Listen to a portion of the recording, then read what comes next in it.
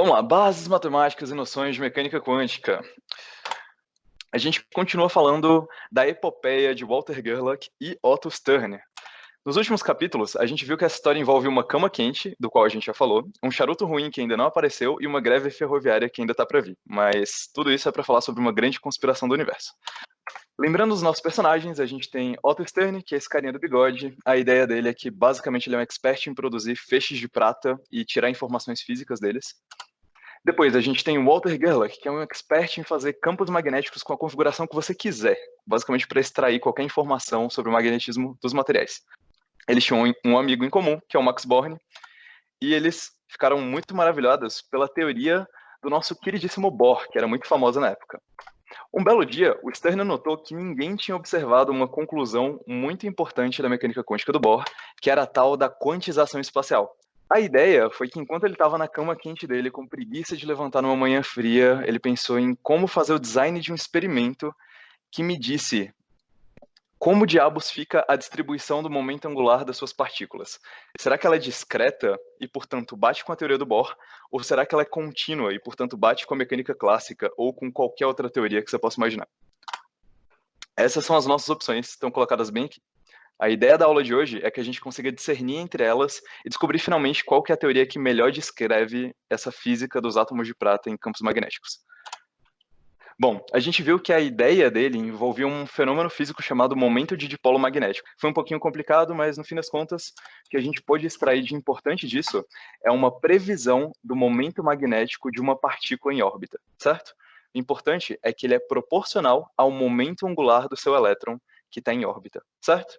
E é medindo esse momento de dipolo magnético que o Otto Stern e o Walter Gerlach mediam o momento angular para finalmente discernir entre as teorias físicas. Então, toda a ideia do experimento está dentro dessa equação. Medir momento magnético para depois medir momento angular. Bom, a gente viu a relação que ele esperava encontrar. A ideia é que a força depende basicamente do momento angular da sua partícula vezes o gradiente do seu campo magnético. Bom, você sabe quanto que é a carga do elétron, você sabe quanto que é a massa do elétron. Se você é o Gerlach e construiu o seu próprio ímã, você com certeza sabe qual é o gradiente do seu ímã, certo? E baseado na força que você medir, você consegue dizer exatamente quem que é o seu momento angular. Essa é a ideia por trás do experimento. A gente viu que o Max Born era completamente contra a ideia do experimento, porque ele achava que era ridícula e que a quantização espacial sequer existia, que era só um artifício da matemática. Mas a gente viu que os nossos guerreiros não desistiram e resolveram fazer o experimento mesmo assim. Nessa foto, a gente tem aqui o tal do Gerlach e aqui o tal do Stern. No meio tem a Lise Meitner, como eu já falei para vocês. Bom, o experimento, na sua versão final, tinha esse formato. Como eu disse para vocês, o feixe de átomos de prata era produzido por um forno muito, muito, muito quente. A ideia é que o forno estava tão quente que subia um vapor de átomos de prata que eram empurrados. Depois esse feixe era colimado e aí as partículas seguiam em direção ao campo magnético não uniforme projetado pelo Gerlach e finalmente se colidiam com uma placa de vidro. Olhando para o resultado da colisão dessas partículas com a placa de vidro, o experimentalista saberia dizer qual foi a deflexão que o feixe de prata sentiu, certo? Ele saberia dizer do quanto do caminho sem campo magnético as partículas desviaram. Vamos analisar esse experimento de duas maneiras, tudo bem? No primeiro deles, eu tiro esses Beleza. ímãs, certo? Qual a trajetória que você espera do feixe de átomos de prata? Bom, eu diria que ele vai continuar em linha reta, certo? Porque partículas onde não existe força resultante, elas continuam seguindo uma linha reta. Tudo bem? Então, imagina que a gente deletou aqui, vamos deletar o nosso campo magnético brevemente. Então, tem aqui a minha canetinha deletadora, a gente vem aqui, vral. Cancelamos o campo magnético. A ideia é que o nosso feixe de átomos de prata siga sempre em linha reta, perfeita, e se choque aqui precisamente com o centro da nossa placa de vidro. Tudo bem? Agora, vamos imaginar o que deveria acontecer se eu, por acaso, ligasse o meu campo magnético. Tudo bem? Eu vou Uhum. descrever o caso em que o campo magnético está ligado com uma linha azul. Bom, aqui a trajetória das partículas deve ser idêntica, tudo bem? Até que elas chegam no campo Uhum. magnético. Aqui, elas vão ser defletidas bem pouquinho, bem pouquinho, bem pouquinho, bem pouquinho, bem pouquinho, até que elas chegam aqui e, bum, acertam a sua placa de vidro, tudo bem? E elas acertam em um Uhum. lugar diferente do que elas acertariam caso não existisse campo magnético. O lugar Uhum. onde elas vão acertar depende da força que elas sofreram, certo? Porque é essa força que vai guiar o tanto que a partícula vai se defletir. Tudo bem? Então a ideia do que a gente quer medir no fim das contas é essa distância bem aqui. Se eu puder trocar de cor.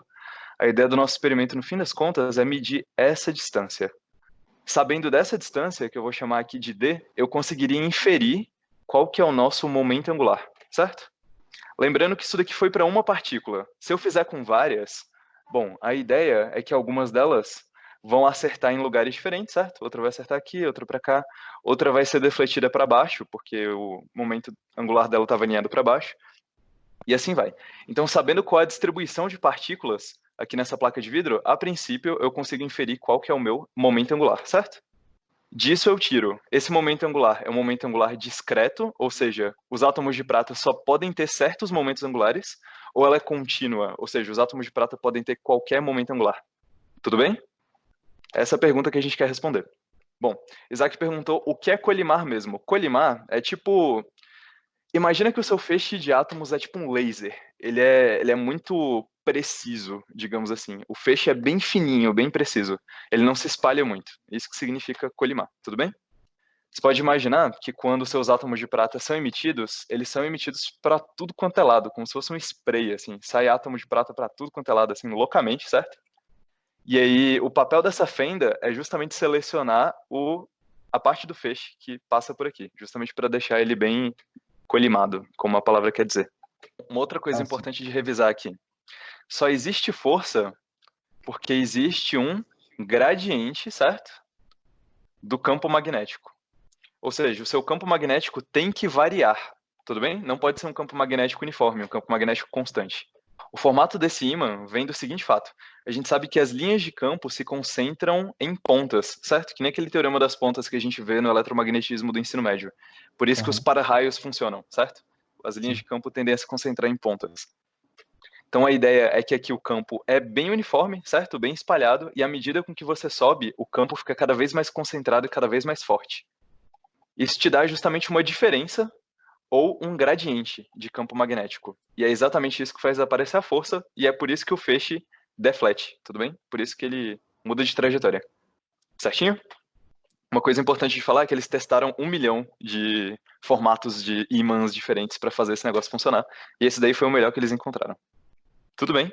Olhando da perspectiva de hoje em dia, quando a gente fala de quantização do espaço, a gente está falando de gravitação quântica, certo? Não tem nada a ver com o experimento de Stern-Gerlach. Na época, a quantização espacial para eles era o simples fato de que o momento angular só poderia apontar para algumas direções específicas, não para todas que existem. E eles estavam interessados justamente em medir isso. Isaac perguntou, como se visualiza a deflexão dos átomos? Então a ideia é essa daqui, ó. Você põe uma placa de vidro lá no final, e aí, sabendo para onde eles deveriam ir na ausência de campo magnético, você consegue dizer basicamente a diferença de trajetória entre ele ter sido defletido ou não. Não sei se o desenho está muito bom, se dá para entender. Eu vou dar uma limpada aqui para ver se ajuda, mas a ideia é que você tem o feixe sem campo magnético, que está em vermelho, que acerta o meio da sua placa de vidro, e com o campo magnético ligado, eles observaram o seguinte: mesmo sem ter muita precisão nas medidas, eles observaram que ó, o feixe ele desviava bem pouquinho na trajetória, até que quando ele chegava na placa de vidro, ele batia um pouco acima. Então é assim que você mede de deflexão. Você olha para como o seu feixe se movimenta na ausência de campo magnético, depois você liga e vê o que acontece no que você observa na sua placa de vidro. Então a ideia é que o aparato experimental final que eles chegaram era o seguinte: eles tinham um feixe de átomos de prata produzidos por um forno que estava a 1000 graus Celsius, um forno bem quente, para produzir um grande vapor de prata. Ele era colimado por duas pequenas fendas de 0,03 milímetros cada. Depois ele atravessa um ímã cujo comprimento é 3,5 centímetros, então não é um ímã muito grande. O lance é que ele tem um campo magnético médio de aproximadamente 0,1 Tesla, mas o gradiente dele é parrudo. Ele tem um gradiente de 10 Tesla por centímetro. Lembrando que 1 Tesla já é muita coisa, imagina 10. O problema desse aparato experimental inteiro é que alinhar o feixe, os colimadores e os ímãs era o inferno, e por isso era muito difícil obter medidas precisas. Eles passaram muito tempo tentando obter qualquer medida, e as poucas que davam certo, quando eles atingiam uma alinhação ideal, não eram o suficiente para dizer se a teoria do Bohr estava certa ou se a mecânica clássica estava certa, mas já era o suficiente para dizer que sim, os seus átomos de prata haviam sido defletidos. Essa foi a conclusão que eles chegaram. Eles observaram que o feixe era defletido, ou seja, existia momento magnético nos átomos de prata. Tudo bem? Essa é uma parte importantíssima.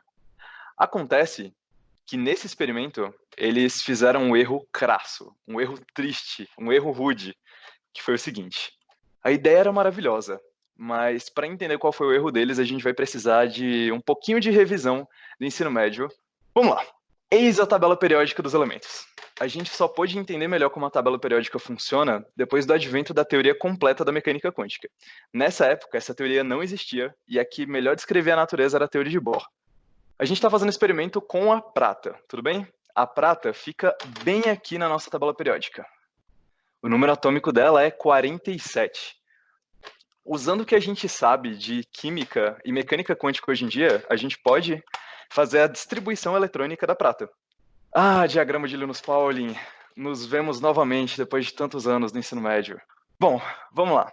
Então, vamos lá. Vamos fazer a distribuição eletrônica da prata. Se vocês não lembram como faz, a história é a seguinte. Você tem que, seguindo o diagrama de Linus-Pauling, preencher todas as posições, ou seja, todos os orbitais, até que você chegue no último de todos, para descobrir quais são seus elétrons na camada de valência. Então vamos lá, começando. A gente começa por aqui, temos um S2, tudo bem, depois 2S2, depois a gente vai para 2P6, e finalmente para 3S2. Seguindo, a gente tem 3P6, depois 4S2, aí a gente pula para a próxima linha porque acabou o espaço. Depois a gente vai para 3D10, depois a gente vai para 4P6, depois para 5S2 e depois para 4D. Tananã! A gente chegou basicamente perto da última camada, certo? Da prata. Então vamos contar quantos elétrons a gente tem até agora. A gente precisa distribuir 47 deles. Então aqui, ó, a gente tem 10, certo? Nesses três primeiros. Depois aqui a gente tem mais 10. Daí a gente tem 18 aqui. E se você somar todas as três quantidades, a gente tem 38 elétrons distribuídos, certo? Bom, a pergunta é, qual número eu deveria colocar aqui, certo? Então, para chegar em 47, você faz essa conta matemática extremamente avançada e descobre que esse número é, tananã, 9, certo? Então, tudo bem, você acabou de descobrir que esse número é 9, você vai vir bem aqui, pegar sua borracha e apagar o tananã, né? E vamos colocar aqui o nosso queridíssimo 9.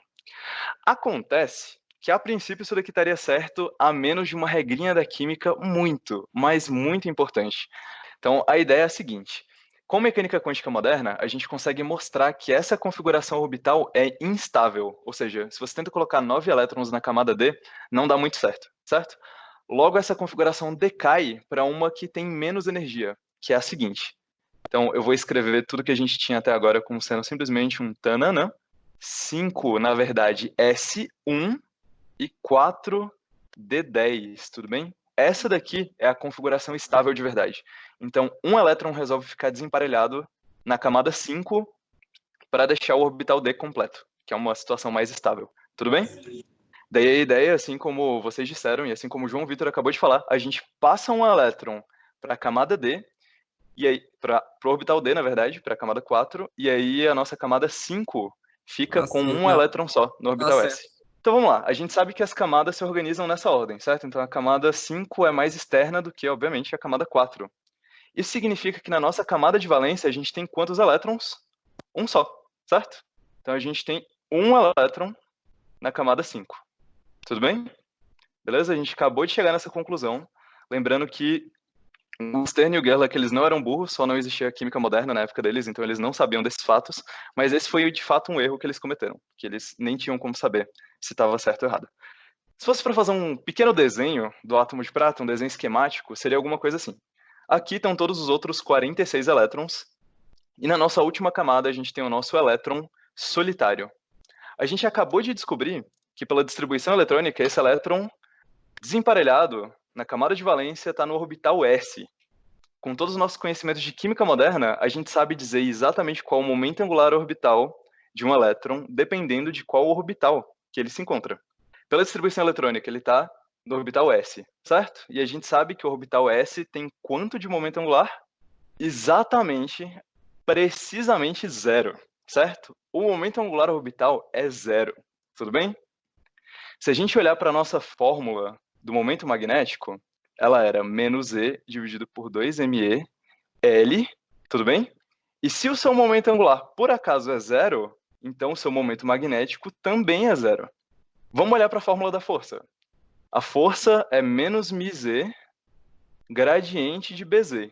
Se o μz por essa equação for igual a zero, então a força também é zero. Então não deveria existir deflexão nos átomos de prata, porque não existe momento angular no último dos elétrons. Entretanto, no laboratório, no experimento do Stern e do Gerlach, eles ligaram o aparato deles, e mesmo que o aparato deles não fosse preciso o suficiente para tirar medidas boas, eles observaram que o átomo de prata era defletido pelo campo magnético. Agora eu pergunto para vocês, como diabos os átomos de prata eram defletidos por um campo magnético, sendo que eles sequer tinham um momento magnético? Eles, de fato, descobriram o spin sem querer. 2 anos antes de descobrirem o spin, fazendo um experimento no laboratório, eles descobriram o spin sem querer. De fato, o spin só foi descoberto pelo Uhlenbeck e o Goldsmith. Em 1925, esse experimento aconteceu em 22. Pelo erro deles, eles mediram o spin. Eles descobriram uma propriedade fundamental sobre o universo, sem querer querendo. Mesmo errando, eles ainda conseguiram descobrir uma conspiração do universo, para que mesmo assim os átomos de prata fossem defletidos pelo campo magnético. Eu acho isso simplesmente fantástico, simplesmente apaixonante. É uma daquelas coincidências históricas que alavancaram a física e que, sei lá, por um milésimo de, sei lá, o Stern falar, não, não vamos usar átomo de prata não, vamos usar, sei lá, ouro. Não teria dado certo. Bom, acontece que eles mediram um novo momento angular. Se o momento angular da prata não está associado à órbita dela e todos os elétrons estão emparelhados, e obviamente o núcleo interage muito fracamente, então a culpa basicamente só pode ser do elétron. Tem que existir de alguma maneira um momento magnético ou um momento angular, os dois estão relacionados, intrínseco à partícula, certo? Algo que não depende da órbita dela, algo que depende só do fato do elétron ser um elétron. Esse momento angular intrínseco é conhecido como spin. Essa palavrinha que a gente tanto evitou até agora aparece nesse contexto. Eu evitei ela até agora porque a gente precisava entender tudo isso, até descobrir o que de fato o spin é. O lance é que, sem perceber, em 22, o Stern e o Gerlach fizeram uma das primeiras medições do spin do elétron, puramente sem querer. O spin só foi proposto, teoricamente, em 1924 pelo Pauli, e ele foi medido experimentalmente por uma dupla de experimentais, o Uhlenbeck e o Goldsmith, em 25. Mas isso é história para daqui a pouco. Bom, somos físicos, certo? Estamos inventando a mecânica quântica aqui juntos e acabamos de descobrir uma nova propriedade da matéria. A gente quer descobrir como ela funciona, certo? Então vamos modelar esse experimento com a melhor física que a gente tem, que é a física clássica, até esse momento. Tudo bem? Levando em consideração tudo que a gente acabou de descobrir. Para fazer isso, a gente vai precisar dos seguintes ingredientes. A gente vai assumir que o elétron é uma pequena esfera carregada. Daí você me pergunta, por que diabos o elétron precisa ser uma esfera? Por que ele não pode ser um cubo, uma pirâmide, um donut, um boneco em tamanho miniatura da Anitta rebolando? Ele poderia ser qualquer coisa, mas a gente vai assumir que ele é uma pequena esfera por simplicidade, certo? Se até as vacas são esféricas para os físicos, então por que o elétron, que é uma coisa mais simples, não poderia ser? Bom, a ideia é basicamente a seguinte: uma esfera carregada em rotação tem um momento magnético associado à rotação dela, certo? A pergunta é, qual é essa relação? Isso é uma das coisas que a gente vai tentar descobrir aqui. Qual que é o momento magnético de uma esferinha carregada que está girando? Depois, a gente vai se perguntar o seguinte: qual a deflexão sofrida por um átomo de prata ao passar por esse campo magnético devido a esse momento magnético do elétron ser uma bolinha girando? Tudo bem? Bom, o João perguntou o seguinte: se fosse trocado o forno de prata por um laser, haveria desvio do feixe? Se fala um laser, literalmente um laser, né, de luz. Bom, a ideia é que para campos magnéticos fracos, não existe interação entre os fótons que formam o laser e o campo magnético. Então ele passaria reto, simplesmente. Mas existem coisas, como a gente vai ver lá para frente, que são capazes de causar esse mesmo efeito, só que em fótons, ou em partículas de luz. Mas isso também é história para já já. Vamos lá, João Vitor disse: então o fóton tem um spin ou algo similar a esse momento angular? Isso é uma pergunta interessante, porque o fóton tem duas propriedades que são basicamente análogas a esse spin. Quando você junta vários fótons em grande quantidade, eles se comportam como luz clássica, do jeito que a gente conhece. Eles têm uma propriedade análoga ao momento angular do elétron, análogo ao spin dele, que chama de polarização, que é exatamente um dos mecanismos teóricos que a gente vai usar para entender como o spin funciona lá na frente. Se você olhar para um fóton como partícula elementar, um fóton sozinho, ele tem spin. Quase todas as partículas elementares, quer dizer, basicamente todas elas têm spin. Algumas têm spin zero, outras têm spin de vários outros valores, mas o lance é que o elétron tem spin meio, como vocês já devem ter spoilers, e o fóton tem spin igual a 1. Tudo bem? O que significa, mas eu só vou dizer isso para vocês, não vou explicar exatamente por que agora, que se eu pegasse um fóton e fosse capaz de fazer um experimento exatamente igual a esse, ao invés de ter uma divisão em 2 do feixe, eu teria uma divisão em 3. Na minha tela apareceriam 3 feixezinhos diferentes, justamente por conta da distribuição do spin do fóton, mas isso é só curiosidade. Fica para depois, tudo bem? Tem outras versões desse experimento que usam também outros átomos, tipo o átomo de hidrogênio, que tem um elétron só, então você não precisa preocupar com a interação do seu último elétron com todos os outros, e por aí vai. É hora da prática, tudo bem? Eu mostrei para vocês um esquema de como o experimento deles funciona. É interessante também saber como o experimento funciona na realidade, com a cara dele real, e normalmente é sempre uma decepção, porque o esquema é muito mais bonitinho, muito mais didático. O aparato real deles é esse bagulho aqui, que parece um motozão de geladeira, certo? Nada, nada, nada, nada bonito. Aqui a gente tem o forno, certo? Bem aqui, toda essa estrutura é o seu forno, bem grande, ali para gerar suas partículas. Bem aqui você tem o seu conjunto de ímãs, certo? E aqui você tem o seu detector, que vai dizer basicamente se o seu elétron foi para cima, para baixo, para um lado, para o outro. Aí aqui do lado tem, mais uma vez, um outro esqueminha, para quem ainda não entendeu, como que o experimento Stern-Gerlach funciona. Então, forno, colimadores, campo magnético, deflexão, medir momento angular, descobrir coisas fundamentais sobre o universo. Essa é a hora em que a gente vai para o quadro e começa a fazer física na prática. Vamos modelar esse tal de spin com todas as coisas que a gente assumiu. Vamos ver o que a gente consegue obter a partir disso. Então, vamos para o quadro. O Arthur falou, só eu acho o aparato ainda mais bonito. Não sei, eu acho ele feiaço, pô. Tem um desse aqui na minha casa, pô, atrás da minha geladeira, é igualzinho, é a mesma coisa. Não é nada muito impressionante. Bom, vamos lá. Então, o ponto 1 é o seguinte. Vamos lá. A gente acabou de dizer que a gente quer que o nosso elétron, a nossa modelagem clássica para o spin, ou para o elétron, seja uma bolinha, tudo bem? Primeira pergunta é, se a gente está dizendo que o elétron é uma esfera, qual que é o raio dessa esfera, certo? Ou seja, quem que é o raio do elétron? Como é que a gente vai fazer para descobrir isso? Teria como fazer uma estimativa usando física teórica para descobrir qual seria o raio desse elétron? A resposta é sim. Vamos lá. A gente poderia usar o spin, mas a gente também pode usar a física teórica e outros experimentos para estimar pelo menos qual seria o raio desse elétron. Lembrando que na fórmula que a gente tinha antes para o elétron dando voltas ao redor do átomo, a fórmula não dependia do raio da órbita, no fim das contas. Então a gente espera que uma coisa parecida aconteça por aqui, só por análise dimensional. Então, meio que do seu momento magnético você não conseguiria aferir diretamente o spin, mas você pode fazer isso com algumas considerações teóricas, que é o que a gente vai fazer agora. E bom, a gente já mediu a massa do elétron no laboratório. Tipo, nessa época eles já sabiam a massa do elétron há muito, muito, muito tempo. É só basicamente passar o feixe dos raios catódicos por um espectrômetro de massa e voilá, você descobre a massa do elétron. Então o que a gente quer aqui não é exatamente uma medida experimental, a gente quer uma estimativa teórica de qual seria o raio desse elétron, para a gente saber pelo menos em qual escala de energias ele se encontra e se a gente poderia medir isso em laboratório algum dia.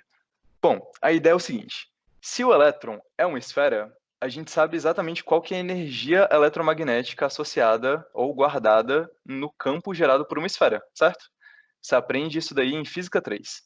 Então a ideia é a seguinte, essa energia é dada pela seguinte equação. Ela é 3/5 da carga da sua esfera dividida por, a gente coloca o K aqui, e a gente tem aqui embaixo justamente o raio do seu elétron, certo? Então a sua energia depende basicamente dessa maneira do raio do seu elétron. Bom, a gente faz algumas considerações, então a gente sabe que a carga do elétron, aqui 3K/5, é igual a E, certo? Dividido pelo raio do elétron, tudo bem? Beleza, então a gente sabe que a energia armazenada ali no campo do elétron tem que ser dada por isso daqui, 3K/5 E dividido pelo raio do elétron. Se eu soubesse que energia é essa, eu poderia resolver essa equação para descobrir qual que é o raio do elétron, certo? Mas vamos lá, da natureza. Qual que é a energia que está associada à existência intrínseca ou à inércia de uma partícula? Foi um velhinho muito legal que descobriu isso. É uma das descobertas mais revolucionárias da ciência. Então, a energia associada à inércia ou à existência dos corpos, a massa deles, é m0c ao quadrado, certo? Em que m0 é a tal da massa de repouso do seu elétron, tudo bem? Então a gente sabe que a energia associada ao repouso do elétron é dada pela massa vezes c ao quadrado, tudo bem? Então a gente iguala isso daqui a 3k sobre 5 e dividido pelo raio do nosso elétron, e a gente resolve para o raio do elétron, para descobrir qual seria o raio dele dada essa energia associada à massa. Então a gente tem que o raio do elétron fica sendo dado por 3k sobre 5 e dividido por m0 c ao quadrado, tudo bem? Gostaria de apresentar para vocês, senhoras e senhores, essa constante física que a gente conhece como raio clássico do elétron. Dá para ver que esse raio, de fato, é uma estimativa clássica, porque a constante de Planck, que é basicamente o guia para dizer se você está numa teoria quântica ou não aparece nessa fórmula, tudo bem? Então, isso daqui é um raio clássico do elétron. Se você colocar isso na calculadora e se eu tiver feito as contas todas certinhas, se eu não me engano, isso daqui dá algo em torno de 10 a menos 15 metros, tudo bem? Só como estimativa de ordem de grandeza. Vamos lá, o Isaac perguntou, isso é que tipo de energia? Então a gente chama isso daqui de energia inercial. É a energia que está relacionada simplesmente ao fato de um corpo ter massa, ou de um corpo ter inércia. O Eric levantou a mão, pode falar. Esse carinha aqui, cuja letra é K, é o que a gente chama de constante de Coulomb. Então vou botar aqui constante de Coulomb, tudo bem? Ela basicamente mede qual é a força da interação entre as suas partículas carregadas e o campo eletromagnético. O Q é a carga da sua esfera. Então a gente está tratando de uma esfera carregada, essa daqui é justamente a carga dela. Esse RE seria o raio do seu elétron, que era o que a gente estava tentando descobrir. Se você olhar do ponto de vista da física moderna, da física de hoje em dia, o elétron não tem raio. Isso daqui é só uma medida clássica do que poderia ser o raio do elétron. Mas hoje em dia a gente sabe que o elétron é uma partícula, pelo menos até onde a gente sabe, uma partícula pontual. O próton a gente sabe que é uma partícula composta, então de fato ele tem um raio, e esse raio é medível e é da ordem de 10 a menos 15. Essa daqui é só uma estimativa clássica para qual seria esse raio, mas que a gente sabe que está absolutamente errada. Felipe, por que a velocidade da luz e não outra velocidade? É por ela ser referencial? Tem algumas maneiras de responder essa pergunta, mas a melhor delas é a seguinte, então eu vou tentar não gastar muito tempo nisso. A primeira fórmula que o Einstein encontrou não foi essa.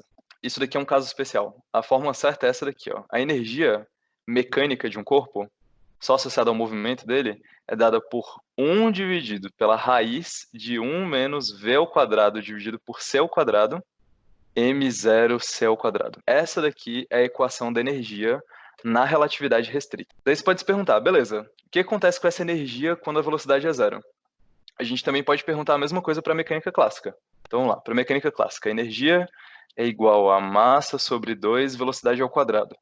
Quem que é E quando a velocidade é zero? Então é massa sobre 2 vezes zero ao quadrado, que é o famoso zero. Se a gente tentar fazer a mesma coisa com a relatividade restrita, a gente vai perceber que E de zero, ou seja, a energia associada a corpos com velocidade zero, é igual a m0 c ao quadrado. Voa lá. Essa é a dedução da famosa equação que vocês viram a sua vida inteira em camisas, canecas e etc. É simplesmente energia associada ao fato do corpo estar com velocidade zero, que não é prevista pela mecânica newtoniana, mas a gente sabe que existe. A energia cinética é igual a essa energia relativística menos m0 c ao quadrado. Mas a ideia, basicamente, é que essa daqui é energia total, e essa daqui também é energia total, justamente porque o termo que estaria associado à massa na mecânica newtoniana não existe. E agora a gente vai continuar para cá com a nossa pergunta número 2, que é a seguinte: qual é o momento magnético associado à nossa esfera, certo? Ao nosso elétronzinho. Então a gente quer descobrir basicamente qual o momento magnético de uma esfera carregada que está girando. A gente só tem um problema. O problema é o seguinte, a gente não sabe calcular o momento magnético de esfera. A gente sabe calcular o momento magnético de espiras, tudo bem? Ou de anéis de carga. Então imagina o seguinte. Pensa que eu tenho um anel aqui. Então vamos fazer um desenho muito bonito. E aí o que a gente observa é o seguinte, finge que por acaso esse centro aqui do nosso eixo de coordenadas coincide com o centro do seu anel de carga.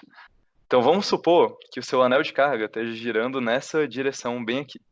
Vamos dizer que o seu anel, então anel, propriedades dele, ele tem um raio Rzinho, ele tem carga Qzinho, e que ele tem uma densidade de carga lambda que é uma constante. Uma outra coisa que a gente precisa supor é que ele está girando com uma velocidade angular que é ômega. Bom, a gente sabe qual é a nossa equação para o momento magnético de uma espira. A gente sabe que é exatamente μ igual a I vezes a área. A área é simples, porque ela tem um raio R, então isso daqui é só a corrente vezes πr ao quadrado. E a sua corrente é dada pelo seguinte: variação da carga em relação ao tempo vezes πr ao quadrado, mas a sua carga varia segundo a seguinte lei. Ela é simplesmente um anel de carga que está em rotação. Então a gente pode usar a regra da cadeia para escrever isso daqui como dq ds, em que S é o elemento de comprimento da sua espira, ou seja, ela vai medir exatamente o deslocamento dela enquanto ela faz o movimento de rotação, isso aqui é o S, vezes ds dt, vezes πr ao quadrado. Esse cara aqui é exatamente o que a gente chama de densidade linear de carga, vezes esse cara aqui, que é exatamente o que a gente chama de velocidade de rotação da sua espira. Tudo isso vezes πr ao quadrado. Então, a princípio, esse daqui seria o momento magnético associado ao seu anel de carga em rotação. Como eu sei qual é o momento angular, ou basicamente sei qual é a velocidade angular desse anel, eu vou escrever isso daqui da seguinte maneira. Então, é lambda vezes a velocidade, a gente sabe que é ômega r, vezes πr ao quadrado. Então, juntando tudo isso de uma forma um pouco mais simples, a gente tem lambda π ômega r ao cubo.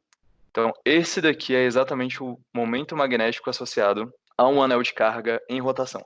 A pergunta é a seguinte: será que eu consigo construir uma esfera usando vários anéisinhos de carga? Será que eu consigo finalmente chegar na esfera em rotação usando vários anéisinhos de carga? Bom, a resposta é sim, e eu vou demonstrar isso por um desenho extremamente cracudo e doente. Vamos lá, imagina que você tem o anelzinho de carga bem aqui, tá girando nesse sentido.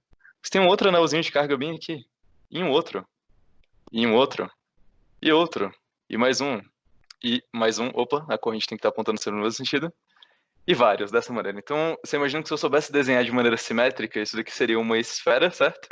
Formada por vários anéis. No limite em que eu somo infinitos anéis, isso daqui vira uma esfera perfeita, que está rodando para cá com a nossa velocidade angular ômega. Então, esse daqui é o nosso objetivo. É um truque muito famoso em cálculo, vocês vão fazer isso direto. Então, é basicamente o que a gente vai fazer. Vamos lá. Primeiro a gente vai construir uma casca e depois a gente vai transformá-la numa esfera sólida. Como Saquei, depende da beleza. área, Mi vai variar por causa da variação do tamanho dessas espiras juntinhas? Exatamente, Lara. Vai variar sim. E a gente vai ter que levar tudo isso em consideração. Aqui a gente está basicamente dizendo o seguinte: eu quero saber qual que é o momento magnético de uma esfera carregada que está girando. O problema é que eu não sei como calcular isso, mas eu sei como calcular o momento magnético de um anel de carga que está girando. Então a gente vai tentar construir essa esfera usando vários anéis. A gente poderia até usar uma lei de Gauss para descobrir basicamente o que a gente fez aqui na primeira parte da questão, que é basicamente qual é a energia associada à existência dessa esfera, qual é a energia associada ao campo magnético ou campo elétrico dessa esfera que está girando. Mas eu preferi pular essa etapa da conta e só assumir que todo mundo sabe que a energia armazenada numa esfera é dada por isso daqui. Espessura não deveria ser considerada? Deveria, mas assim, a gente está dizendo que a espira é muito, muito, muito fininha e que a gente está fazendo essa bela aproximação. Depois, a gente vai construir, usando esses anéis muito fininhos, uma casca esférica. É a próxima coisa que a gente vai fazer. Considerando a casca, aí sim a gente vai rechear ela e considerar que ela é um sólido. Aí a espessura da espira entra mais ou menos em jogo. É o famoso truque do cálculo. A gente diz que a espessura é infinitesimal. Está na hora de construir a nossa casca usando vários anéis. Como a gente vai fazer isso, senhoras e senhores? E a gente vai somar segundo essa figura aqui, tudo bem? A gente vai empilhar vários anéis e vai somar todos eles. Então a ideia é a seguinte: imagina aqui que eu tenho de fato a minha casca esférica, eu vou tentar fazer o desenho aqui usando a tinta em forma. O importante é o seguinte: a gente quer dizer que o elemento de momento magnético infinitesimal associado a uma das nossas espiras que a gente está empilhando para fazer a nossa casca esférica é dada por d lambda, em que esse cara aqui é o infinitesimal associado à densidade dos seus fios ou das suas espiras, vezes ômega, vezes π, vezes r ao cubo. Agora a grande pergunta é: quem diabos é esse d lambda, certo? Como você constrói esse d lambda para que no fim das contas você tenha de fato uma casca esférica? Resposta é a seguinte: tem aqui a nossa casca esférica, a gente tem, por exemplo, esse anel, e vamos supor que a gente tenha um anel acima dele, bem aqui. Se eu quero somar de maneira consistente, levando em consideração o raio dessas espiras, para que de fato eu forme uma esfera, eu preciso lembrar que eu tenho que percorrer esse círculo aqui, o círculo formado pela superfície da esfera. Isso restringe, e eu vou deixar para que vocês provem isso depois, o seu d lambda à seguinte fórmula: ele vai ser sigma, que é a densidade de carga superficial da sua casca esférica, vezes ds, em que esse S é esse elemento de arco que você usou para percorrer de um anel para o outro. Esse cara aqui é calculado da seguinte maneira. Então, se eu tiver o raio da minha esfera aqui, eu tiver esse cara aqui, a gente sabe que esse S é exatamente, vou botar o sigma primeiro, vezes R dθ, tudo bem? Em que dθ é esse ângulo infinitesimal que você usou para passar de um anel para o outro. Então, para que você some esses anéis de maneira consistente para formar uma casca esférica, esse é o vínculo sobre o seu elemento infinitesimal de carga, de densidade de carga. Tem que ser dado por isso. Então, vamos plugar isso de volta na nossa primeira equação. Então, a gente tem aqui sigma, raio da nossa casca esférica, dθ, ômega, π, r ao cubo. Lembrando, aqui esse rzinho era o rzinho associado ao anel. Vamos imaginar que você está ali na superfície da esfera. Aqui embaixo você tem um anel e um anel de cima. E a ideia é que você some esses anéis consistentemente para formar uma casca esférica. Se você somar com qualquer d lambda, no fim das contas você vai obter um objeto que não é uma esfera. Para você obter uma esfera, uma casca esférica perfeita, eles precisam obter uma relação. E essa relação é a seguinte. Basicamente, a ponta dos anéis tem que percorrer a sua superfície da casca esférica, tudo bem? Eles têm que bater exatamente com a sua superfície da casca esférica. Para isso acontecer, esse S, que é o tamanho desse arco que vai de um anel para o outro, tem que ser igual a R vezes dθ, esse ds. E, Felipe, aquela fórmula que você colocou, que tem o 3/5, ela dá a energia potencial do campo magnético que o elétron em movimento gerou, é isso? Mais ou menos. Ela dá, na verdade, a energia eletrostática armazenada no seu campo elétrico, que foi gerado basicamente pela sua esfera carregada. Esse é um problema clássico, não se preocupem. O Guilherme disse, dá para fazer em termos de DR? Bom, dá sim, mas como o Rafael bem apontou, de fato, essa daqui é uma das melhores estratégias para fazer essa conta. Eu acho ela pelo menos um pouco mais intuitiva. Você não precisa de tantas noções de cálculo 3 assim, tudo bem? Eu estou tentando evitar a todo momento usar múltiplas integrais para fazer as contas. Eu vou fazer um desenho agora, que é o próximo passo dessa dedução, que é o seguinte, vamos dar uma olhada para a nossa esfera. Então imagina que eu tenho aqui a nossa queridíssima esfera, bem grande, e a sua esfera é formada de anéis. Então vamos imaginar que eu tenho esse anel bem aqui em cima. Esse daqui é o centro do seu anel. Esse daqui foi o que a gente chamou na conta passada de raio do seu anel. Esse cara aqui é o raio da sua casca esférica, que é o que você quer formar. Dá pra ver pelo desenho que as duas coisas não são equivalentes. O raio do anel não é o mesmo raio da esfera, por motivos óbvios. Trigonometria, que é um triângulo retângulo, então o Rzinho não pode ser igual a Rzão. Mas existe uma relação entre eles. Se eu disser que esse ângulo bem daqui é θ, esse mesmo θ que a gente usou na outra conta, eu consigo relacionar os dois. E eles estão relacionados pelo seguinte.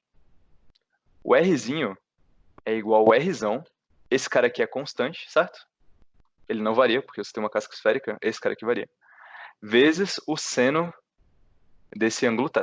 Basicamente, você fazer cateto oposto sobre a hipotenusa e você vai chegar nessa relação. Então, eu vou usar isso nessa equação aqui. Então, só relembrando. Começamos do momento magnético de um anel. A gente notou que para os nossos anéis serem somados consistentemente numa esfera, o seu d lambda precisa respeitar essa relação. E a gente consegue escrever o seu dr de uma maneira mais simples em função do raio da casca esférica, que é basicamente o raio vezes o seno de θ. Isso daqui fica igual a sigma r ômega π, tudo bem?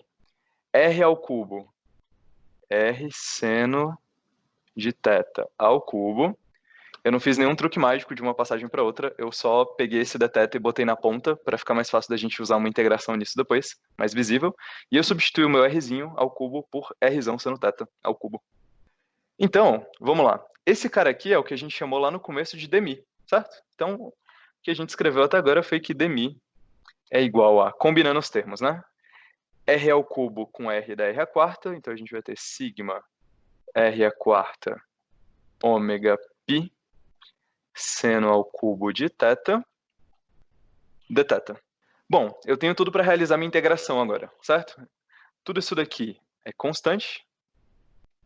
Esse cara aqui é uma função só do θ e a gente vai integrar justamente nesse mesmo ângulo. Então, para descobrir qual que é o μ da casca esférica, ou seja, do shell, então a gente fica com sigma r à quarta ômega π integral de 0 até π certo? Porque esse ângulo varia tanto daqui do topo da esfera até o outro lado, então ele poderia percorrer até aqui também. Então, 0π, seno ao cubo de θ dθ. O resultado dessa integral é um bicho muito grande e feio, mas a gente pode usar o Python para resolver. Então, eu fiz um programinha e a gente calculou essa integral. Dá para resolver na mão, gente. Tudo isso aqui dá para resolver na mão, mas enfim. E a gente descobre que esse cara aqui dá, na verdade, 4/3. Então, o μ da nossa casca esférica muito doida é sigma r² ômega π vezes 4/3. Então, esse cara aqui é o nosso resultado. Esse daqui é o momento magnético associado a uma casca esférica em rotação. Agora a gente vai transformar esse resultado no resultado de uma casca, não de uma casca, mas de um sólido, né, da sua esfera, finalmente. Tudo isso lembrando para descobrir qual que seria o momento magnético do nosso queridíssimo elétron. Bom, agora a gente quer, basicamente, a ideia é integrar no raio, desde zero até o raio do nosso elétron, para que a gente possa ter, de fato, uma esfera sólida. Então a gente vai juntar várias dessas cascas formando uma esfera só. Então a ideia é a seguinte, o nosso elemento de momento magnético vai ser dado pelo nosso resultado anterior, que é 4/3 de π d sigma, que é basicamente o seu elemento de densidade de carga associada a cada uma das cascas esféricas, ômega r². Agora a gente nota o seguinte, ó, a gente tem que a sua densidade de carga é basicamente a derivada da carga com relação ao volume. A gente pode quebrar esse volume basicamente no seguinte, ele é a área da esfera vezes o elemento de raio da sua esfera. Então o volume é dA vezes dr, sem problemas por aqui. Então a gente passa esse dr para o lado de lá, e a gente fica com ρdr igual a dQdA. E isso daqui é exatamente o que a gente chamou de d sigma na nossa continha. Então, esse cara aqui é o nosso vínculo, é o que a gente precisa satisfazer para transformar o nosso conjunto de cascas esféricas em uma esfera sólida. Substituindo isso daqui, a gente tem 4/3 de π, a densidade volumétrica da sua esfera, vezes dr, vezes ômega, vezes r². Então, reorganizando os termos, vamos deixar constante para um lado, variável para o outro, 4/3 de π, ρ, ômega, r² dr. Esse daqui é o seu elemento de momento magnético. Nessa dedução, eu usei o seguinte fato. A gente sabe que a sua densidade, a densidade de fato, né, densidade volumétrica, é dada basicamente por quanta carga tem por unidade de volume. A gente sabe que a sua unidade de volume é dada por uma unidade de área vezes a sua unidade de raio. Basicamente, o volume é área vezes raio. Então, jogando o dr para o lado de lá, a gente fica com ρdr igual a dQdA, que foi exatamente o que a gente chamou de d sigma, que é o elemento de carga ou de densidade de carga superficial das suas cascas esféricas. Isso daqui foi só uma manipulação de diferenciais, para a gente chegar nessa última equação aqui. Então, realizando mais uma integração, a gente tem o seguinte, o μ da sua esfera agora, então o μ sphere é dado por 4/3 de π, ρ, ômega integral de r² dr. Quais são os limites de integração nesse caso? Bom, a gente tem que integrar desde a casca mais minúscula de todas que a gente precisa para rechear a nossa esfera, que é basicamente r igual a 0, até a última de todas, que é exatamente no raio do nosso elétron. Então, resolvendo essa integral, é uma integral de polinômio muito simples. Isso daqui dá pra gente raio do elétron à quinta, dividido por 5. Então, esse daqui, finalmente, é o nosso momento magnético associado a uma esfera. Bom, agora como um dos últimos passos, a gente vai lembrar que a densidade de uma esfera é simplesmente a carga dividida pelo volume. E o volume é 4/3 de π, raio do elétron, ao cubo. Então, voltando para essa equação, a gente fica com 4/3 de π, carga dividido por 4/3 de π, raio do elétron ao cubo, vezes ômega, vezes raio do elétron à quinta, dividido por 5. Então a gente corta esse 4/3 de π com 4/3 de π, o r do elétron ao cubo com o r do elétron à quinta, para ficar finalmente com carga vezes ômega vezes raio do elétron ao quadrado, dividido por 5. Esse daqui seria o momento magnético da nossa esferinha. Bom, o sonho do Stern, e é por isso que ele projetou esse experimento, é que ele poderia colocar o momento magnético em termos do momento angular. E é isso que a gente vai fazer aqui. Então, a ideia é que o momento angular de uma esfera é dada pelo momento de inércia de uma esfera vezes a velocidade angular dela. E o momento de inércia de uma esfera é dado por 2/5 da massa vezes o nosso raio do elétron ao quadrado. Então a gente tem momento angular igual a um número vezes massa vezes raio ao quadrado, tudo isso vezes o nosso ômega, que aparece bem aqui. Então vamos olhar com cuidado para essa equação. Eu quero escrever o meu momento magnético em termos do momento angular. Aqui eu tenho ômega vezes raio ao quadrado. Aqui eu tenho ômega vezes raio ao quadrado. Então, de fato, eu consigo escrever o momento magnético em termos do momento angular. Para fazer isso, vamos usar essa última equação aqui, essa daqui de baixo, para escrever que ômega vezes raio ao quadrado é igual a 5 momento angular da esfera dividido por 2m. M, no caso, é a massa do nosso elétron. Então, a gente chegou nessa relação, ômega vezes raio do elétron ao quadrado é igual a 5 momento angular dividido por 2 vezes a massa. E agora a gente volta para essa equação. A gente não tem carga sobre 5 vezes ômega raio do elétron ao quadrado? A gente sabe quanto vale isso. Exatamente, carga sobre 5 vezes 5 momento angular da esfera, dividido por 2m. 5 em cima, 5 embaixo, cortamos, cortamos. E isso daqui fica finalmente igual ao seguinte. Eu vou separar aqui. A gente tinha o momento magnético da esfera igual a carga dividido por 2 vezes a massa, momento angular da esfera. Para transformar isso daqui no nosso elétron, a gente só precisa substituir o seguinte. Momento magnético do elétron é igual à carga dele. Qual que é a carga do elétron? Menos E, dividido por 2 vezes a massa do elétron, vezes qual que é o momento angular da nossa esfera. Qual que é o momento angular do nosso elétron? Bom, esse cara é o spin. Então, vezes S. E esse daqui é o nosso modelo clássico do spin do elétron. O spin do elétron vai gerar, classicamente, esse momento magnético, que aí sim pode ser observado em laboratório no experimento de Stern-Gerlach. Bom, a gente mediu um momento magnético que não deveria existir, dados as leis da química e o que a gente sabe de mecânica quântica hoje em dia. Como que a gente faz para dar uma explicação para a existência desse momento magnético? A gente pensou no seguinte, bom, vamos tentar pensar no modelo. E se esse tal momento angular intrínseco estiver associado à rotação do elétron, estiver associado à rotação do elétron, que é essa pequena esferinha ao redor do próprio eixo dele. Isso que a gente chamou de spin é o tal momento angular do elétron ao redor do próprio eixo. Obviamente, nesse nosso modelo clássico do spin. A gente vai chegar em algumas conclusões interessantes sobre ele já já. Então, a nossa previsão clássica é essa. Como físicos teóricos, a gente olhou, a gente percebeu que existia um momento angular intrínseco ao elétron e pensamos o seguinte, deve estar associado a um momento angular que só o elétron tem pelo fato dele estar girando ao redor do próprio eixo. Com essa hipótese, a gente chegou nessa previsão. Então, o momento magnético dele deveria ser dado por isso daí. A pergunta é, beleza, dado que o elétron tem esse momento magnético, qual seria a deflexão que ele sofreria dentro do nosso experimento de Stern-Gerlach? Então, a gente tem que se perguntar qual seria a força que ele sofreria. Então, a força sobre ele, a gente já conversou sobre isso, seria igual a menos o μ na direção z, porque o nosso campo magnético está para cima, vezes a derivada em relação a z do seu campo magnético. Então, a figura que vocês têm que ter na cabeça é a seguinte. A gente tem aqui a nossa queridíssima arma de elétron, certo? Ela está cuspindo os elétrons aqui. Tem os ímãs. E aqui dentro ele sofre uma certa força. Ele continuaria nessa trajetória em linha reta se o ímã não existisse, mas ele vai sofrer uma certa força que vai fazer com que a trajetória dele suba ou desça, dependendo do momento angular dele. Então a gente quer calcular exatamente qual que é essa deflexão, qual que é esse desvio que ele vai sofrer na trajetória dele. Vamos imaginar que a gente vai botar o nosso detector bem aqui, ó. A gente vai colocar o nosso detector logo na saída do ímã. Então vamos calcular basicamente qual que é o deslocamento que o nosso elétron ganha simplesmente pelo fato dele ter sentido essa força para cima graças ao momento magnético dele.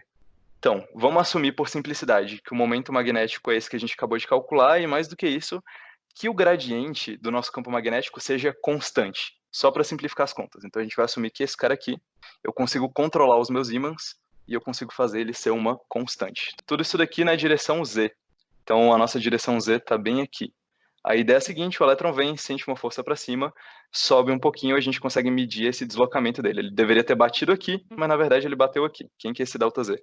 Então a gente sabe que, como a força é constante, então a nossa força, a gente acabou de ver, é menos μ del BZ ΔZ, associada a ela, pela segunda lei de Newton, tem uma aceleração, que é massa vezes aceleração. Que aceleração é essa, vocês me perguntam? Então ela é simplesmente menos μ na direção z, dividido pela massa derivada do campo magnético com relação à posição. Então essa daqui é a aceleração que o nosso pequeno átomo de prata vai sofrer no meio desse experimento. Aceleração na direção z. Vou colocar até aqui para a gente lembrar. A gente sabe que quando um corpo se move sob uma aceleração constante, a função horária dele varia da seguinte maneira. O ΔZ é igual a 1/2 da aceleração vezes tempo ao quadrado. Quando o corpo está com aceleração constante, a trajetória deles é tipo x igual a x0 mais v0t mais 1/2 da aceleração t ao quadrado. Ela te dá basicamente a trajetória de um corpo que está sendo acelerado de maneira constante. A gente sabe que a posição dele inicial com relação ao z é 0. A velocidade inicial que ele tem na direção z também é 0. Então, o único termo que sobra dessa equação é 1/2 de aceleração vezes tempo ao quadrado. Então, esse cara aqui é menos 1/2 de μz sobre m ΔBz ΔZ. Então, esse daqui a princípio seria o nosso ΔZ. Tudo isso vezes o tempo ao quadrado. A pergunta é, quanto tempo leva para o nosso elétron cruzar o ímã, certo? Quanto tempo leva dele ir daqui até o final desse aparato? Então, esse tempo, a gente sabe que é o comprimento do ímã dividido pela velocidade com que o seu átomo de prata veio. Então, o que a gente tem aqui é basicamente menos 1/2 de μz sobre a massa ΔBz ΔZ, vezes, a gente acabou de descobrir o nosso tempo, o tempo que leva para ele cruzar o aparato, que é basicamente comprimento dividido por velocidade ao quadrado. Então, ΔZ é igual a menos 1/2 de μz sobre m ΔZ, vezes o comprimento do nosso ímã, né? O comprimento dessa região. Esse cara aqui foi o que a gente chamou de L, e a velocidade com que ele entra aqui foi o que a gente chamou de V, dividido por V ao quadrado. Então, o que a gente tem é o seguinte. Agora a gente sabe qual que é o momento magnético do nosso elétron. Vamos substituir isso nessa equação.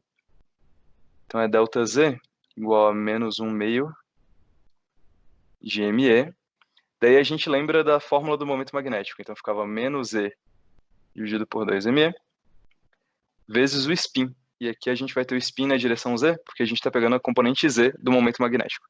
Tudo isso vezes ΔZ vezes L ao quadrado dividido por V ao quadrado.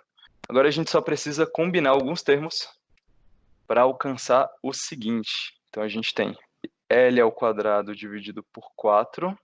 A gente tem a massa do elétron ao quadrado, né? Tudo isso desses dois termos e pegando esse cara aqui. Vezes a velocidade com que os elétrons chegam no seu aparato ao quadrado. Daí a gente tem a carga do elétron, o spin dele e a variação do campo magnético. A gente pode reescrever essa equação inteira com uma simplificação da seguinte maneira. Esse cara aqui é L ao quadrado dividido por 4 vezes a energia inicial dos seus átomos de prata, então basicamente a energia com que eles foram atirados do seu forno, vezes a carga do elétron dividido por 2ME, o spin na direção Z, ΔBz, ΔZ. Então esse daqui é o meu ΔZ. De fato, existe um deslocamento em relação à posição sem o campo magnético. Então vamos imaginar que eu joguei aqui o meu feixe, está aqui a minha placa. Então, sem campo magnético, ele bateria aqui, por exemplo, no meio da placa, e que com o campo magnético, ele sofre uma pequena deflexão e atinge a nossa placa bem aqui, por exemplo, e esse carinha aqui, essa distância, é o tal do ΔZ, que a gente fez as contas e encontrou. Ou seja, se eu for no laboratório e medir esse ΔZ, eu consigo voltar aqui na minha equação e descobrir quem que é o meu spin. É exatamente essa a ideia. A gente vai para o laboratório agora, a gente vai medir quem é esse ΔZ para encontrar quem de fato é o nosso spin, ou encontrar qual que é a distribuição do nosso momento angular. Uma coisa importante para anotar aqui é o seguinte. Essa equação, colocado em maneira mais simples, diz pra gente o seguinte: isso daqui tudo é um bando de constante, que eu vou chamar de A, vezes o spin do elétron. A gente usa todos esses números para calcular o valor numérico do A, e tá tudo certo com isso, e deixa só em função do nosso spin. Bom, se o elétron é de fato clássico, então se o elétron é clássico, que nem uma bola de futebol, por exemplo, então o spin na direção z dele pode ser dado pelo seguinte: é simplesmente o módulo do spin dele vezes o cosseno do ângulo entre a direção z e a direção para o qual o spin dele aponta de fato. Agora, aí vem o argumento. Como os elétrons são produzidos termicamente, ou seja, eles têm uma distribuição completamente aleatória, não tem qualquer motivo para a gente pensar que todos eles saíram alinhadinhos, ou todos eles saíram com o mesmo valor de momento angular. Então, essas duas variáveis são aleatórias. Essa daqui é um pouco menos, porque depende das energias envolvidas dentro do seu forno, mas essa daqui é muito aleatória, porque ela diz basicamente para onde o seu spin está apontando. Como os nossos elétrons, os nossos átomos de prata estão sendo produzidos por um forno que simplesmente está atirando o elétron para cima, atirando o átomo de prata para cima, de qualquer jeito, não tem qualquer razão para a gente imaginar que exista um padrão nesse cosseno de θ. Ou seja, ele é simplesmente um ângulo aleatório. Você vai ter um átomo de prata que vai estar apontando, por acaso, na direção Z, mas vai ter outro que vai estar apontando na direção X, vai ter outro cara que vai estar apontando numa direção completamente aleatória, vai ter outro que vai estar apontando em qualquer direção. Mas como a gente acabou de ver, a deflexão que o seu átomo de prata sofre é uma função do ângulo com o qual o seu átomo de prata veio.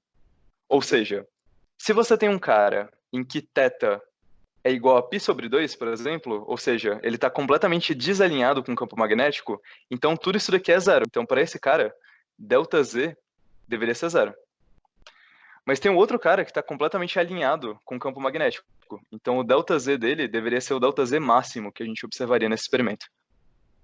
O outro cara tem uma certa componente na direção Z. Então o ΔZ dele é ali no meio do caminho, mais ou menos alguma coisa, assim como esse cara, só que para baixo. Tudo isso para dizer que se a distribuição de orientações dos seus átomos de prata inicial for aleatória, então basicamente o que vai acontecer é que vão chegar vários nessa sua tela, cada um com um ΔZ diferente. Então, o que você deveria observar seria um cara que bateu aqui, um outro cara que chegou aqui, um outro que chegou aqui, um aqui, um aqui, um aqui. Daí tem uns caras que, por acaso, a componente Z estava apontando para baixo, então eles vieram para cá, para cá, para cá, para cá, até chegar num certo ΔZ máximo e aqui embaixo um certo ΔZ mínimo.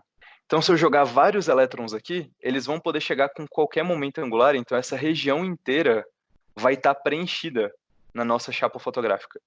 Quando a gente deixar o experimento rolando por bastante tempo e der uma olhada, a gente teria classicamente um contínuo de marcações nessa placa, certo? Porque os elétrons poderiam acertar qualquer uma dessas localizações que eu estou marcando aqui para vocês. Ele teria essa distribuição que a gente chama de distribuição contínua, que é a que a gente acabou de prever pela teoria clássica. Agora, se por um acaso os elétrons só pudessem, sei lá, por qualquer motivo, ter um valor discreto de momentos angulares, um deles chegaria aqui em cima e o outro deles chegaria aqui embaixo. Então, em azul, a gente tem a previsão clássica do experimento, e em vermelho, a gente tem a previsão do que poderia acontecer caso o momento angular fosse quantizado. A ideia é a seguinte: você roda o seu experimento por bastante tempo, vai lá, pega a sua placa de prata e dá uma olhada para ela. Se você enxergar a distribuição azul, então a física clássica está certa. Se você enxergar a distribuição vermelha, então a física clássica está errada e o momento angular é quantizado. Ou seja, você consegue diferenciar por marcações numa placa de vidro se o universo é quântico ou clássico. Agora a ideia é que a gente vai dar uma olhada no resultado de fato do experimento, para ver o que aconteceu. João Vitor, pode explicar a parte do cosseno novamente? Então, eu vou fazer um desenho aqui. Pensa no nosso elétron. Essa daqui é a direção do eixo Z. E vamos supor que esse elétron, por acaso, saiu do forno quentinho com um momento angular nessa direção. Com momento magnético, vamos colocar assim, nessa direção. O cosseno do ângulo que eu coloquei lá é exatamente desse ângulo aqui, ó, entre o eixo Z e o momento magnético dele. Então, o que eu estou dizendo para você é que Basicamente, esse ângulo é aleatório. Os elétrons podem vir tanto alinhados com o eixo Z, quanto completamente bagunçados em relação ao eixo Z. Eles podem adotar basicamente qualquer direção se o universo for clássico. Bem diferente daquela quantização espacial, da qual a gente tinha tratado no começo. Então, essa parte do cosseno foi justamente para mostrar como a distribuição dos ângulos de átomos de prata que vem de um forno são completamente aleatórias. Vem um apontando para cima, um apontando para baixo, um apontando para a diagonal, outro para outro lado, e por aí vai. Completamente caótico. Como podemos medir a velocidade do elétron ejetado? Isso é uma coisa muito interessante, uma pergunta muito boa. Então, a gente lembra que eu falei da temperatura do forno? Os elétrons, eles se distribuem em energias com relação à temperatura do forno da seguinte maneira: a probabilidade que você tem de encontrar um elétron com uma energia E saindo daquele forno é dada por uma coisa em física estatística que a gente chama de distribuição de Stefan-Boltzmann, que é basicamente a exponencial da energia dividido pela constante de Boltzmann vezes a temperatura. Então, ela é proporcional. Vamos colocar uma constante aqui. Então, sabendo a distribuição de probabilidade das energias do elétron, eu posso calcular, por exemplo, qual que é a energia média com que ele sai do forno. E aí eu uso isso para calcular a distribuição de velocidades e basicamente para prever qual é esse padrão que vai aparecer na tela. Maria perguntou: poderia explicar de novo por que quando é contínuo é clássico? Maria, por conta do seguinte: lembra que classicamente o momento angular pode apontar em qualquer direção? Basicamente as suas bolas de futebol podem girar em qualquer direção? Não tem nenhuma limitação em relação a isso? Isso não é verdade no caso quântico. O Bohr, por exemplo, previu que o momento magnético ou o momento angular só poderiam apontar em algumas direções específicas. Essa é exatamente aquela coisa que a gente chamou de quantização espacial. Só existem pequenas direções, algumas direções, que o elétron pode adotar para poder girar. Pelo fato de, classicamente, o elétron poder girar em qualquer direção, ele pode também chegar aqui com qualquer distância em relação à origem. E é por isso que, se você jogar vários, como eles têm uma distribuição aleatória de momentos angulares, eles vão chegar em todos os pontos que você tem aqui, e você vai ter basicamente esse preenchimento contínuo de todo esse espaço. Agora, se por acaso o elétron só poder adotar alguns momentos angulares específicos, como o ΔZ depende diretamente do momento angular, ele só vai poder chegar em algumas regiões específicas. Aqui eu marquei duas, mas sei lá, poderiam aparecer 4 aqui assim. Uma outra aqui e a outra aqui, entendeu? Só veriam elétrons nessas regiões. E aí você saberia que de fato o momento angular é quantizado ou não. Vamos dar uma olhada em relação ao que aconteceu na realidade, quando você faz esse experimento de verdade. Você pega os seus ímãs, o seu feixe de prata, vamos ver o que de fato acontece. Bom, e aí que entra uma parte muito engraçada da história. O seguinte, pessoal, tá aqui o nosso aparato, certo? E aqui tá uma foto do nosso queridíssimo Stern dentro do laboratório realizando um dos primeiros experimentos. Esse era o dia a dia dele. Ele estava ali em pé, mexendo ali no que seria o gerador dos feixes de prata, com um cigarrão na boca. Tranquilo, tranquilo. Daí ele vai dar uma olhada ali no espectroscópio para ver qual a distribuição de velocidade dos elétrons. E se você olhar para a mãozinha dele, tem um charutaço na mão dele. O maluco não parava de fumar em hora nenhuma. Bom, aqui eu coloquei de maneira esquemática qual seria a diferença entre a previsão clássica e a previsão quântica. A gente teria uma linha contínua, segundo o modelo clássico que a gente acabou de fazer, e a gente teria uma distribuição discreta no caso de um modelo quântico. Aqui, essa deflexão se deve a momentos angulares que só podem tomar valores específicos. Aqui é uma distribuição que se deve a momentos angulares que podem tomar qualquer valor. Note que essa é a pergunta de $1 bilhão. O nosso universo é quântico ou clássico? A resposta está nessa chapa. Está na linha que você observar quando você pegar ela depois do experimento. Vamos lá. Qual será o resultado final desse experimento? Finalmente, o que deve acontecer? Na verdade, não acontece nada. Quando eles pegaram a primeira chapa do experimento mais preciso que eles fizeram, ela estava absolutamente vazia. Você olhava para ela e você não conseguia enxergar nada. A camada de prata que se depositava na folha de vidro era quase invisível, era uma coisa muito, muito, muito, muito, muito fininha. Isso com certeza desafiava o andamento do experimento, já que a única fonte de medição para a gente dizer finalmente se o universo é quântico ou clássico é o raio da marcação na placa de vidro. Se você não consegue enxergar nela, como é que você vai tirar a conclusão do seu experimento?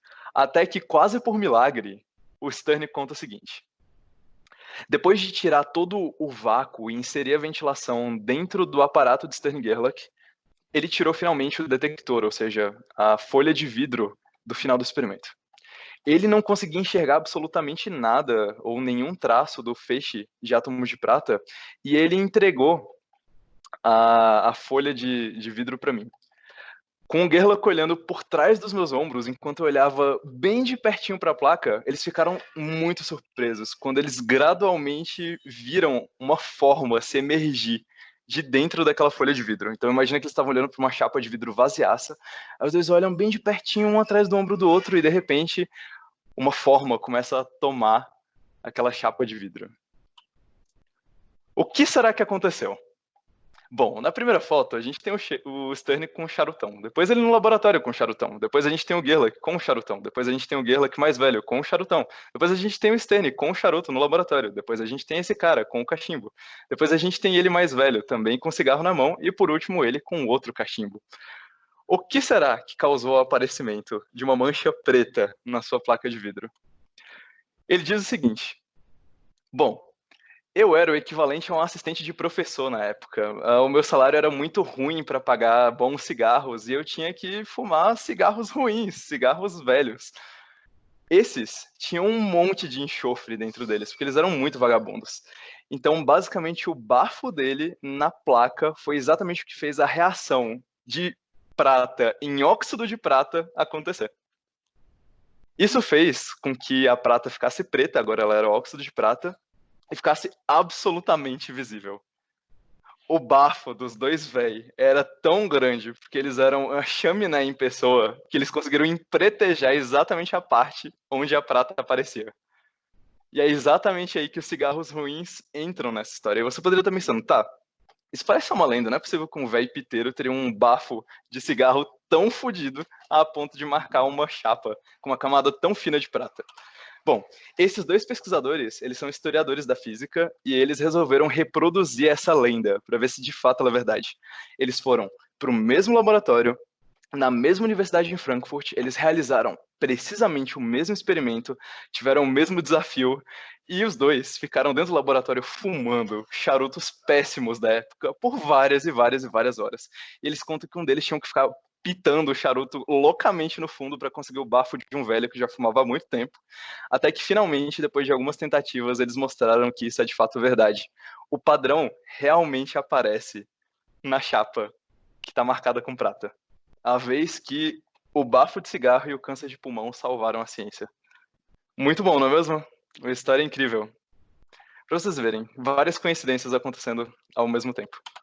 Bom, acontece que quase tudo deu errado. Mesmo com esse hábito novo agora, depois da descoberta deles de fumar loucamente no laboratório, fumar muito, para melhorar as medidas, ainda era raríssimo obter um bom experimento, então eles tinham dados muito ruins. Acontece que nesse meio tempo, o Stern obteve uma posição irrecusável na Universidade de Rostock. Ele ia ser professor em física teórica, uma cadeira altíssima.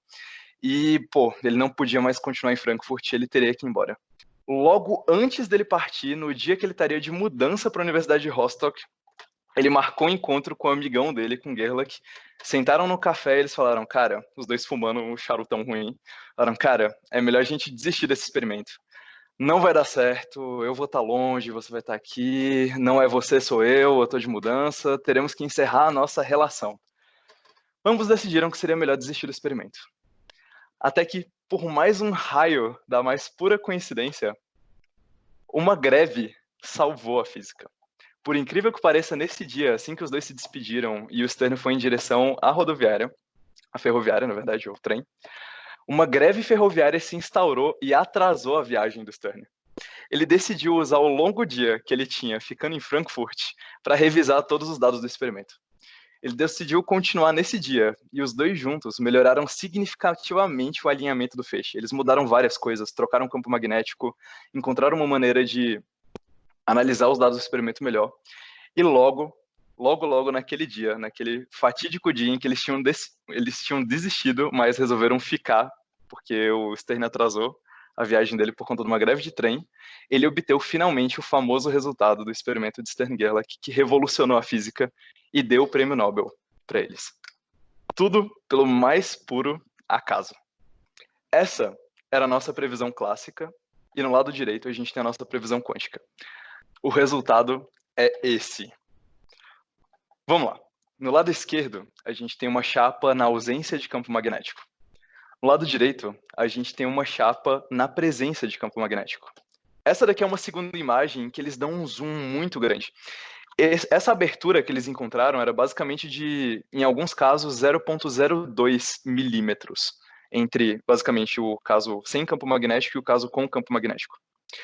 Dando um zoom nessa imagem, eles observaram um padrão ainda mais estranho, que é essa ponta bem aqui, que parece justamente a parte do lábio superior do elétron, que dá basicamente uma inhomogeneidade para esse dado, é tudo muito esquisito. E bom, é com essa imagem que eu quero deixar vocês hoje. Por que diabos esse experimento deu esse resultado? Será que ele deu o resultado clássico e a gente não percebeu, a gente só não consegue analisar essa figura ainda? Será que ele deu o caso quântico e a gente só não consegue também discernir isso de dentro dessa figura? Ou o que mais pode ter acontecido? Qual será a grande verdade por trás da natureza? Qual será essa conspiração do universo por trás do resultado que eles obtiveram de fato? Qual que é a diferença da previsão clássica, quântica e o que eles finalmente conseguiram?